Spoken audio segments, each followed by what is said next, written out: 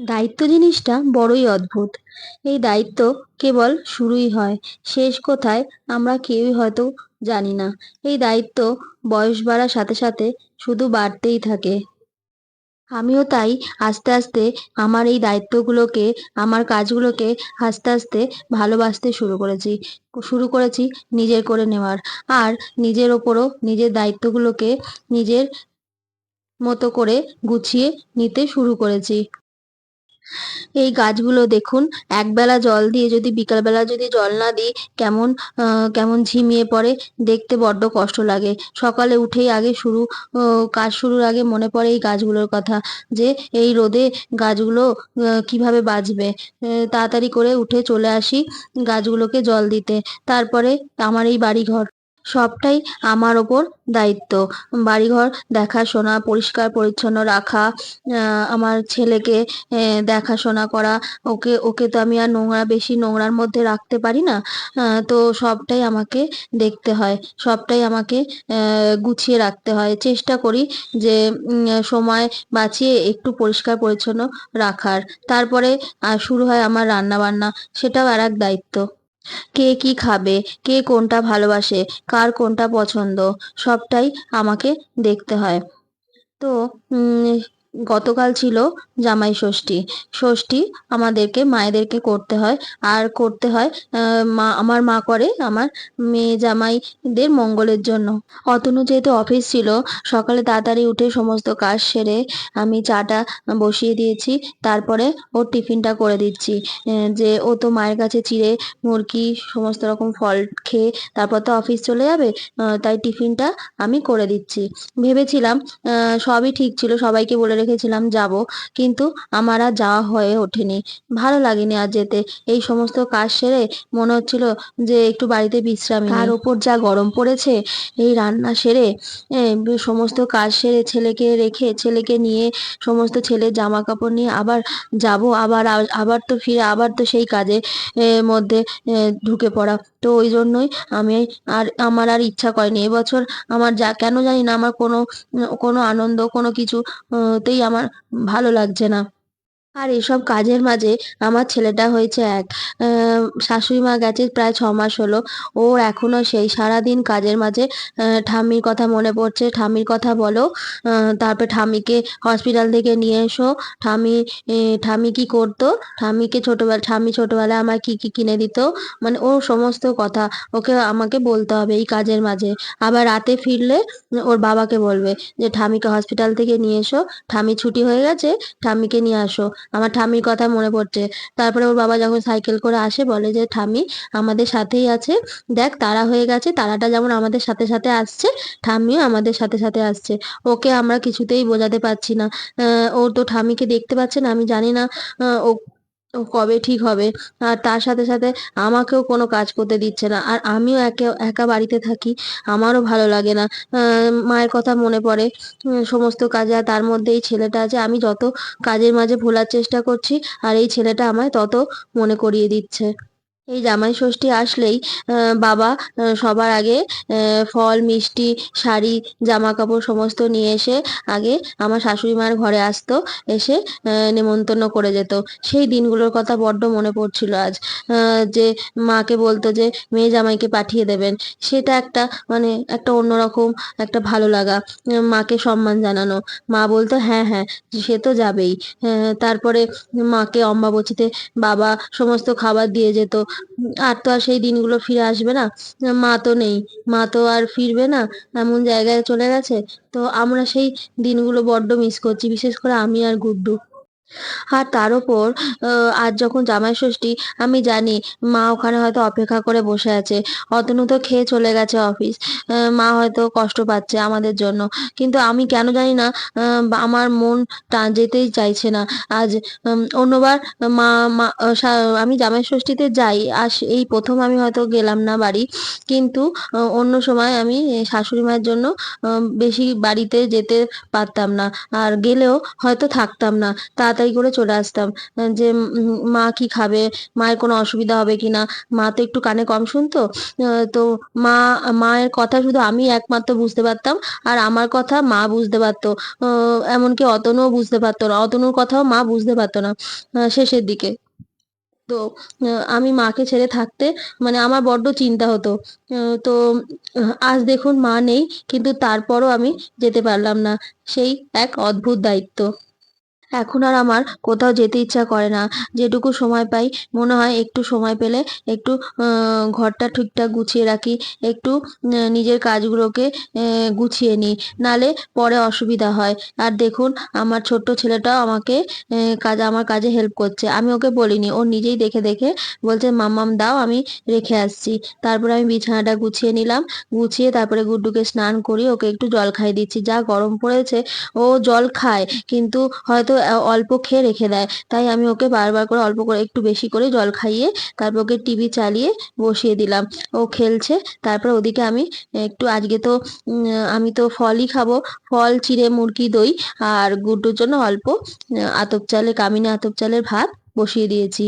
আমার শাশুড়ি মাকে দেখতাম কোনো কাজ ফেলে রাখতো না, যত তাড়াতাড়ি সম্ভব সমস্ত কাজ গুছিয়ে নিত। আর বিশেষ করে দেখতাম সূর্যের রোদকে কিভাবে কাজে লাগানো যায়। রোদ থাকতে থাকতে সমস্ত বিছানা বিছানা থেকে বালিশপত্র সমস্ত রোদে দিত। আবার এমনকি ডাল, তারপরে যেগুলো পোকা হয়ে যায় সেইগুলো রোদে দিত মাঝে মাঝে। একটুও বসে থাকতো না। সমস্ত কাজ সেরে তারপরে খাওয়া দাওয়া করে মা ঘুমিয়ে পড়তো দুপুরবেলা। আর আমিও সেরকমই চেষ্টা করি যে গ্যাসটা ফাঁকা না রাখার। আজকে তো যে তেমন কোনো রান্না নেই, গুড্ডুর এক সাইডে একটু ভাত করেছি, আর ওই জন্য এক সাইডে আমি দুধটা বসিয়ে দিয়েছিলাম। ওদিকে দুধটা জাল হয়ে গেছে ভালো করে। আর তারপরে আমি এখানে আইসক্রিমটা করে নিচ্ছি। আমি সময় পেলে একটু আইসক্রিম কিংবা একটু সন্দেশ, নানা রকম কিছু টুকটাক জিনিস করে রাখি, এই কারণে যাতে যখন একটু তরকারি, এই গরমে তো বেশি তরকারি করতে পারছি না, হয়তো একটা তরকারি কিংবা একটু মিষ্টি দিয়ে খাওয়া হয়ে যায় ভালোই। তো ওই জন্যই চেষ্টা করি যে গ্যাস ফাঁকা না রাখার। আমি এদিকে কাজ করছি আর ওদিকে দুধটা ফোটাতে বসিয়ে দিয়েছিলাম। তারপরে এখানে একটু কর্নফ্লাওয়ার, একটু আর হচ্ছে আমুল দুধ বসিয়ে একটু মিক্স করে আমি ওই আইসক্রিমটা যাতে একটু ঘন হয় তার জন্য আমি মিশিয়ে নিচ্ছি। আর ওপর থেকে সরটা তুলছি। এই সরটা দিয়ে আমটা আমি মিক্সিতে পেস্ট করে নেবো। তাহলে এটা হচ্ছে কনডেন্স মিল্ক না থাকলে আপনারা এরকমভাবে করতে পারেন। তারপরে আমের যে পেস্টটা আমি দুধের মধ্যে দিয়ে ভালো করে ঘন করে আইসক্রিমের মতো হয়ে গেলে তখন আমি ফ্রিজে দিয়ে দেবো। এই যে আমার প্রায় একটু ঘন ঘন হয়ে গেছিলো। আমি এসে একটু হালকা ঠান্ডা করে আমি ছোট ছোট টিফিন বক্সে নিয়েছি। আপনারা চাইলে বড় টিফিন বক্সও রাখতে পারেন। আমি ছোট ছোট নিয়েছি যাতে অল্প অল্প করে আমি বের করে আমি গুড্ডুকে দিতে পারবো। আর তারপরে এই যে গুড্ডুকে আমি একটু লেখাপড়া করতে বসিয়ে দিয়েছিলাম এই যে বিকালবেলা। তারপরে এই যে গল্প, যে আবার ওর ঠাম্মির গল্প, তারপরে ওর পাপার গল্প, সবার গল্প পড়তে বসলে ওর মনে পড়ে। পরের সপ্তাহে তো আবার ওদের স্কুল খুলবে। চেষ্টা করছি যে তাড়াতাড়ি করে স্কুলের হোমওয়ার্কগুলো কমপ্লিট করে দেওয়ার। আর একেই তো আমার যা চঞ্চল ছেলে, ওকে বসিয়ে পড়তে বসানোটাই বড্ড চাপের। ও পড়তে বসলে দাদাই, দিদু, ওদের তারপরে দাদাই বাড়ি যাবে, দাদাইকে ফোন করো, কত রকম কথা। ওর যত গল্পের ঝুড়ি বসে। তাই জন্য আমি একেবারে ওর গল্পের বই নিয়েও বসেছি, যে একটু লিখিয়ে তারপর ওকে গল্পের বই দিয়ে দেবো। গুড্ডুকে লেখাপড়া শেখানোর দায়িত্বটা এখন আমারই। সমস্ত স্কুলের কাজ, ওর বইপত্র দেখা, ওকে ওকে লেখা কতদূর এগোচ্ছে, সমস্ত কিছু, কতটা কি লিখতে পারছে, কতটা কি বলতে পারছে, সমস্ত কিছু ওর দায়িত্ব এখন আমার ওপর।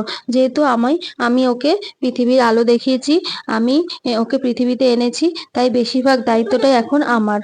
তাই চেষ্টা করছি কারোর ওপর আশা না করে, কারোর ওপর প্রত্যাশা না রেখে আমি নিজের কাজে একটু ব্যস্ত হয়ে পড়ছি বা ব্যস্ত থাকার চেষ্টা করছি।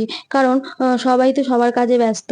আর আমি যদি আমার কাজগুলোকে যদি ভালোবেসে না করি, তাহলে হয়তো দিন শেষে আমি ভালো থাকবো না। আর আমি ভালো না থাকলে আমার ভালো থাকার দায়িত্বটাও হয়তো কেউ নেবে না। যেমন আমার খিদে পেলে যেমন আমাকেই খেতে হবে, তেমন আমার ভালো থাকার দায়িত্বটাও আমাকেই নিতে হবে। আমি কারোর ওপর আমার ভালো থাকার দায়িত্বটা চাপিয়ে দিতে পারি না। তাই চেষ্টা করছি নিজেকে ভালো রাখার, আর সাথে আমার কাজগুলোকেও যাতে ভালোভাবে করতে পারি সেদিকে চেষ্টা করছি। ছোটবেলা থেকে মা বাবা যা বলেছে তাই শুনেছি। মা যা বলেছে সেটাকেই মেনেছি। চেষ্টা করেছি তাদেরকে ভালো রাখার। কিন্তু এখন বর্তমানে এই সংসার জীবনে শাশুড়ি মা চলে যাওয়ার পর বুঝতে পেরেছি যে আমার ভালো থাকাটা সবথেকে দরকার। কারণ আমি ভালো না থাকলে আমার সন্তান ভালো থাকবে না, বা আমার এই দায়িত্বগুলো আমি ঠিক মতো করে করতে পারবো না। তখন পরে কি করবে না করবে, আমার তো সংসারে কেউ নেই। আমি কারোর ওপর সেই ভরসা আমি ছেড়ে দিতেও পারবো না। তো তাই আমাকে এখন ভালো থাকতে হবে।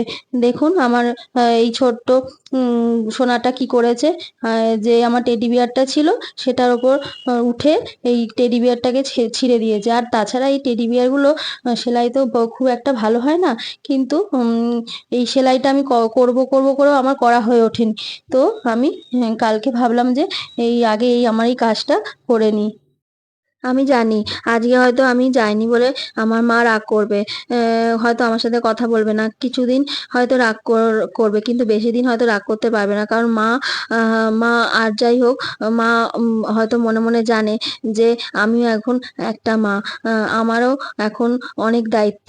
মায়ের যেমন দায়িত্ব, সেই সাথে আমারও এখন অনেক দায়িত্ব এসে গেছে। এই দায়িত্ব তো কোনোদিনই কমবে না, বরং দিন দিন বাড়বে। জানি, কিন্তু আশায় আছি আমার গুড্ডু একটু বড় হবে যখন, ও নিজের কাজগুলো একটু যখন, এখন তো অনেকটাই কিছু কিছু এই ছোট ছোট হাতে অনেক কিছু দায়িত্ব নিয়েছে, কিন্তু তারপরও যখন নিজের পড়াশোনাগুলো নিজে বুঝতে শিখবে, আমার দায়িত্বটা একটু, চাপটা হয়তো কমবে। হয়তো আমি আবার আগের মতো আনন্দ করতে পারবো সবার সাথে। তাই আমি চেষ্টা করছি রোজই একটু একটু আমার কাজের মাধ্যমে এই দিনগুলোকে পেরোনোর। কারণ এই দিনগুলো বড্ডই এখন আমার কাছে কঠিন। হয়তো কেউ বুঝবে না আমার এই চাপগুলোর কথা, আমার এই সমস্যাগুলোর কথা। আমার মতো যেসব মায়েরা আছে তারাই বুঝবে আমরা কি কতটা চাপ নিয়ে সারাদিন থাকি এই ছোট্ট সোনাগুলোকে নিয়ে। মাঝে মাঝে যেমন মন খারাপের দেশে ডুবেও যাই, আবার আনন্দের সাগরেও মাঝে মাঝে আমরা ভেসে যাই এই ছোট্ট সোনাদের হাসি মুখগুলো দেখে। এইভাবেই আমরা রোজে একটু করে মরি, আবার একটু করে বাঁচি। এইভাবেই চলছে আমাদের এই দিনগুলো। আমার এই আজকের ভিডিওটি তাহলে এই পর্যন্তই। আপনারা ভালো থাকবেন, সুস্থ থাকবেন। দেখা হচ্ছে পরের একটি ব্লগে।